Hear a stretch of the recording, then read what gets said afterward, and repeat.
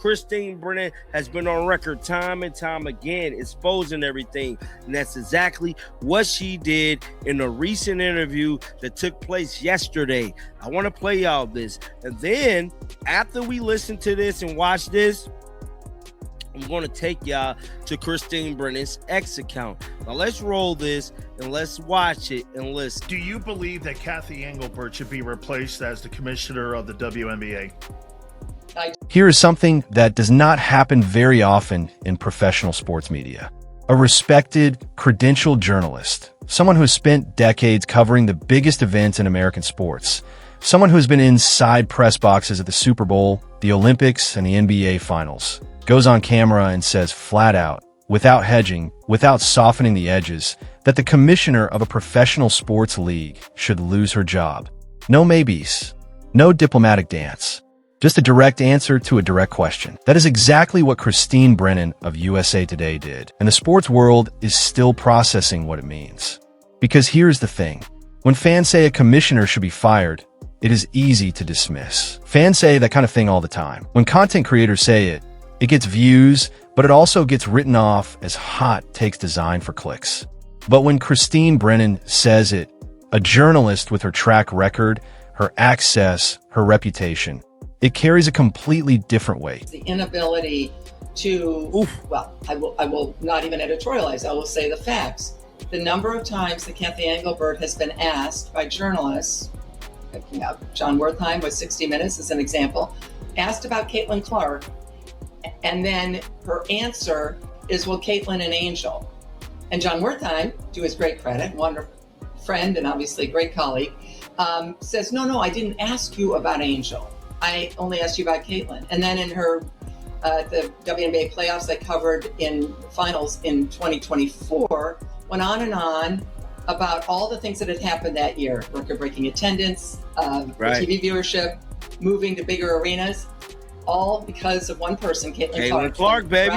That I think was close to 20 minutes, 18, 19 minutes. Kathy Engelbert never said the words Caitlin Clark. This is not outrage content. This is a respected member of the mainstream press drawing a conclusion based on what she has witnessed firsthand. And that conclusion is that Kathy Engelbert is no longer capable of running the WNBA. So if you have ever wondered why so many people are convinced that something is seriously broken at the top of women's professional basketball, buckle up.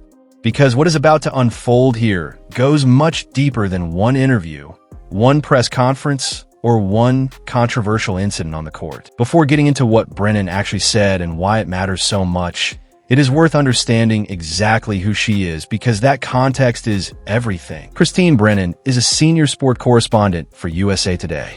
She has covered more than 40 years of professional and amateur sports. She has been on the sidelines for Olympic Games. She has broken stories that moved entire news cycles, and she is the kind of journalist that other journalists respect. When she publishes something, editors at competing outlets pay attention. She also did something that almost no one else in mainstream media bothered to do. She followed Caitlin Clark's story from the very beginning.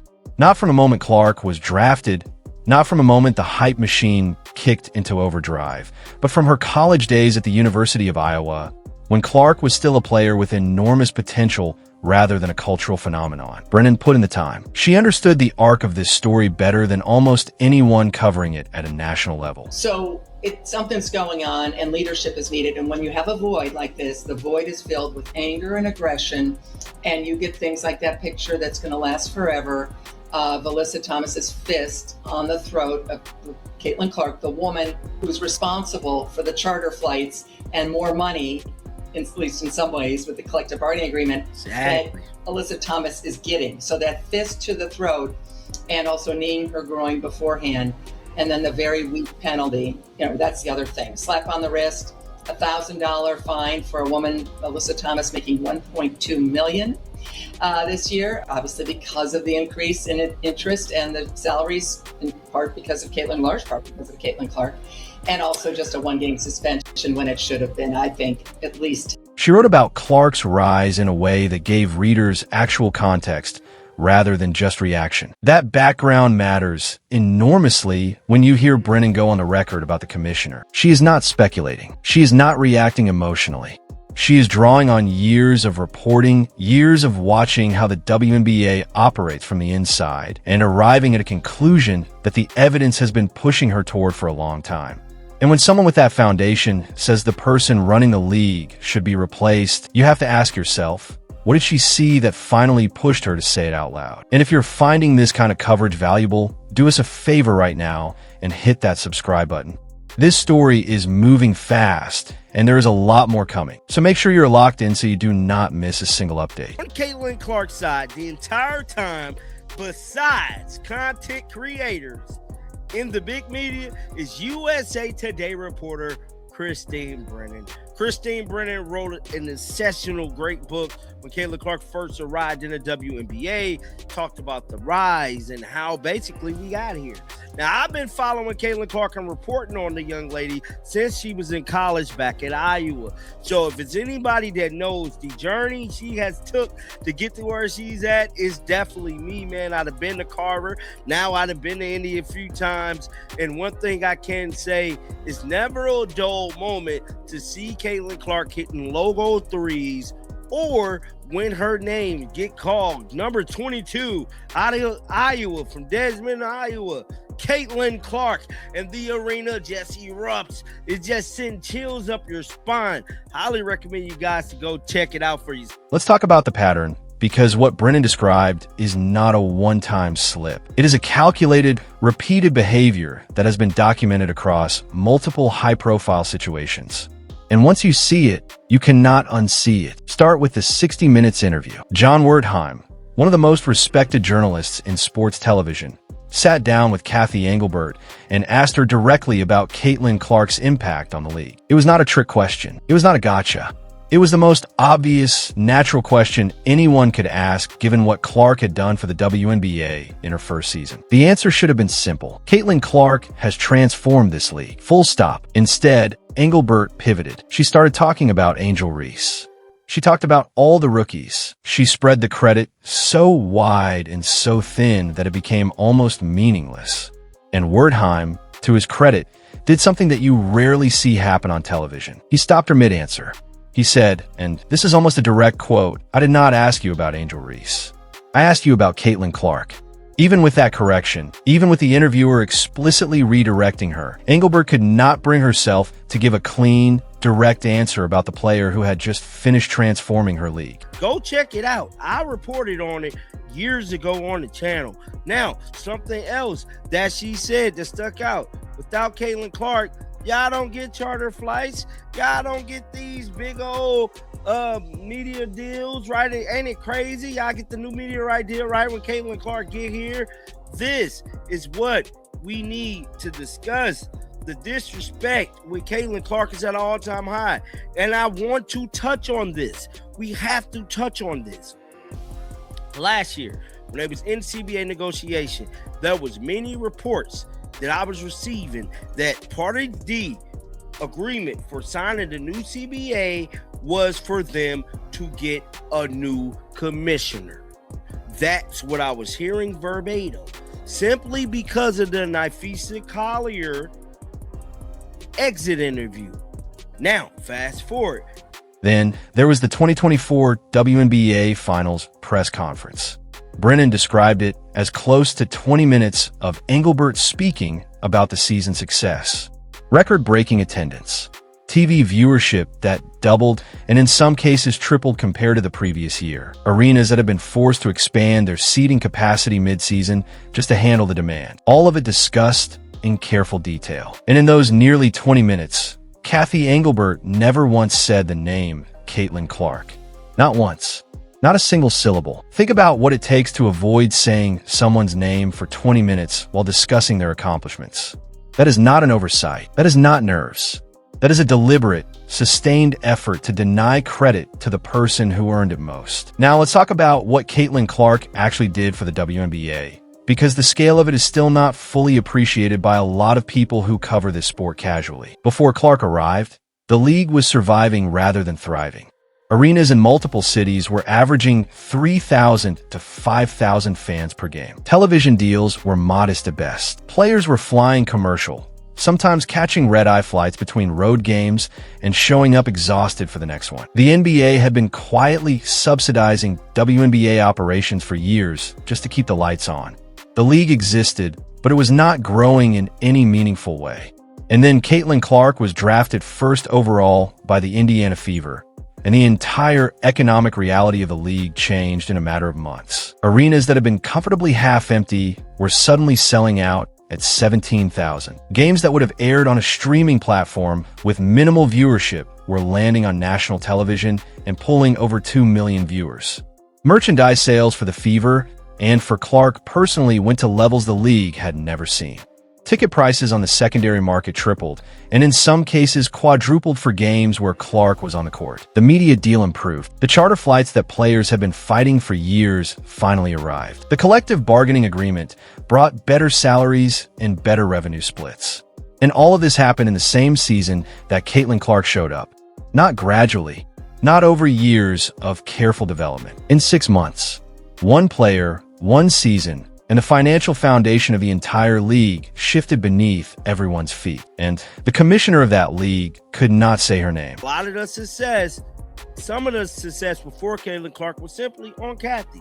But we cannot take away the success that Caitlin has brought to this game. And for Alyssa Thomas to only be suspended for one game and $1,000 fine is simply rhetorical. And me personally, she should have been suspended, just like Christine Brennan said, for 10 plus games. Hands down. You cannot go out here and assault people on national television and expect to come back and act like nothing has happened, because that is simply what they're doing, acting like nothing has happened. But guys, I want to know y'all thoughts down in the comments section. And until next time, man. Let's get into the incident that crystallized everything. Because if there was ever a moment that exposed the depth of the problem at the leadership level, it was the Alyssa Thomas situation during the playoffs. On national television, in a playoff game, Thomas put her fist to Caitlin Clark's throat. This was not a basketball play. This was not incidental contact. It was captured clearly on camera, broadcast to millions of viewers, and immediately sparked outrage across the sports world. The response from the WNBA? A $1,000 fine and a 1-game suspension. Let that sink in for a second. Alyssa Thomas was earning $1.2 million in 2024. That salary did not arrive out of nowhere. It came as part of the new financial landscape that the Caitlin Clark era created. The media deal that made higher salaries possible, driven in enormous part by Clark's arrival. The charter flights that eliminated one of the most draining aspects of being a professional women's basketball player. Same story. And Thomas, who was directly benefiting from all of those improvements, physically attacked the player responsible for them in the most visible game of the year. The fine amounted to less than 0.1% of her annual salary. For context, if someone earning $50,000 a year faced a proportionally equivalent punishment, they would have paid about $4.50. That is not a penalty. That is a message. And the message was unmistakable. You can do whatever you want to Caitlin Clark, and the consequences will be barely worth discussing. Christine Brennan said it should have been at least 10 games. The math, the precedent, and basic logic all back that up. But the league went the other direction, and in doing so revealed exactly where its priorities lie. Here is something that did not get nearly enough coverage at the time. During the CBA negotiations leading into the new season, there were multiple reports, credible reports from people with access to the discussions, that the players had made removing Kathy Engelbert a condition of any agreement. Not a preference, a condition. The people who actually play in this league, who deal with its management every single day, had reached the conclusion that the person running it needed to go. The negotiations dragged for months. Training camps started behind schedule. The draft was delayed. There was genuine uncertainty about whether the season would even begin on time. And then Adam Silver, the NBA commissioner, stepped in. He gave a press conference, and the message was clear. Kathy Engelbert was staying. The players got the charter flights. They got the salary increases. They got the improved revenue split. But they did not get what several reports suggested was among their most important demands: a new commissioner. That raises a question that nobody in mainstream media has answered satisfactorily. What happened behind closed doors to produce that outcome? What was promised? What was traded away? What calculation did Adam Silver make when he decided that keeping Engelbert was worth whatever it cost to get the players to sign? Because something happened in those negotiations, and the public has never gotten a full account of it. What we do know is that the players went back to work. The season started, and Kathy Engelbert kept her job. And then the Alyssa Thomas incident happened, and the fine was $1,000. There's a version of a defense for Engelbert that sounds reasonable on the surface, and it is worth engaging with honestly rather than dismissing it. She came from an elite corporate background. She ran Deloitte, one of the largest professional services firms in the world, with tens of thousands of employees and operations across multiple continents. That is an extraordinary achievement. She broke through barriers in corporate America that were very real and very resistant to change. Christine Brennan herself acknowledged this, saying she has genuine respect for what Engelbert accomplished before taking the WNBA job. But running a consulting firm and running a sports league are fundamentally different jobs, and the gap between those two things has been on full display throughout the Caitlin Clark era. Sports leagues are not corporate portfolios. They are cultural institutions built around personalities, stories, rivalries, and moments. Managing a sports league means understanding that your product is not just the game on the court. It is the narrative surrounding it. It means knowing when to protect your stars, when to let controversy generate energy, and crucially, when something has gone from energizing to damaging. It means understanding fan psychology at a level that goes far beyond market segmentation and brand alignment. Engelbert has consistently applied a corporate framework to situations that require a different kind of instinct entirely. Her comment on 60 Minutes that drama was good for the league, that rivalry and conflict were filling seats, revealed a fundamental misunderstanding of what was actually happening. Yes, the drama was generating attention, but that attention was being generated because people were concerned about the safety and fair treatment of the player they came to see. That is not the same as healthy competitive rivalry. That is a star player being targeted and inadequately protected, and people tuning in because they cannot believe what they are watching. The difference matters enormously. One of those is a sustainable source of engagement. The other is a slow fire that eventually burns the whole structure down. The Thomas incident was the most visible moment in a pattern that started from Caitlin Clark's very first professional game. In that game, Kennedy Carter hit Clark with a body check away from the ball, not near the play, not incidental contact in traffic, but a deliberate physical collision with no basketball justification. The league issued no meaningful response. From that point forward, the fouls kept coming. Flagrant contact, late hits, hard shoves on plays where Clark no longer had the ball. By the time the season reached its midpoint, multiple analysts and former players had pointed out publicly that Clark was absorbing physical contact at a rate that no other player in the league was experiencing. Referees were consistently failing to call fouls that would have been called immediately for any other player in the same situation. Other players noticed. Some of them started talking about it openly. Former WNBA stars said on the record that what was happening to Clark was not physical basketball, it was targeting. And still the league's response was minimal. No statement about protecting players. No acknowledgement that there was a problem. Just silence from the top and a pattern that kept escalating. The absence of consequences is itself a policy. When a league watches its most valuable player get hit repeatedly, inadequately penalized, targeted in ways that go beyond competitive play, and says nothing, that silence is a statement. It tells every player in the league what is and is not acceptable. And what it told them was that Caitlin Clark was available to be targeted without real consequences. The Thomas incident was not an aberration. It was the logical endpoint of months of accumulated permission. So where does this go from here? Because this is not a story that has an ending yet. Caitlin Clark is entering her second season with more attention than the WNBA has ever had on a single player. More fans will be watching. More media outlets will be covering every game. The scrutiny on how the league operates will be more intense than anything it has previously experienced. If the same patterns continue, if Clark keeps getting targeted and the league keeps responding with symbolic penalties, if Engelbert keeps avoiding Clark's name in press conferences, if the political maneuvering behind the scenes keeps prioritizing internal peace over external accountability, The backlash will not stay contained to fan forums and content creators.